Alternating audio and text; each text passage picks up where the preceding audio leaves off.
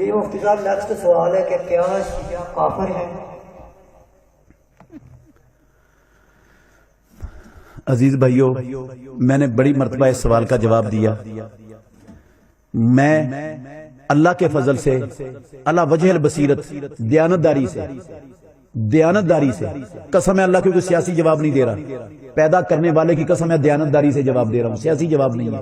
مجھے نہیں پتا کہ شیعہ کافر ہیں یا نہیں، میں نہیں جانتا۔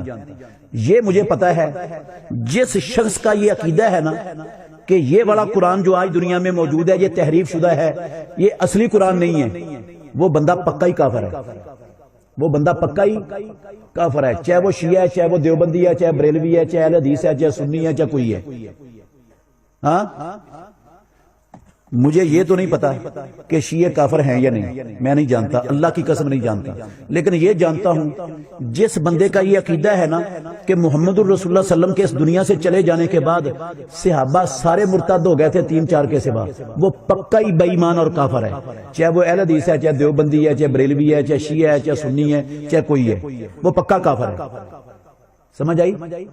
مجھے یہ نہیں پتا کہ شیعہ کافر ہیں یا نہیں۔ جس کا یہ عقیدہ ہے کہ ام المومنین عائشہ صدیقہ بدکارہ تھی اور ہماری حکومت آئے گی تو اس کو نکال کر درے لگائیں گے، وہ پکا ہی کافر ہے، چاہے وہ اہل حدیث ہے، چاہے وہ دیوبندی ہے، چاہے وہ بریلوی ہے، چاہے وہ شیعہ ہے، چاہے وہ نقشبندی ہے، چاہے وہ شولبردی ہے، چاہے وہ کوئی ہے، پکا کافر ہے وہ۔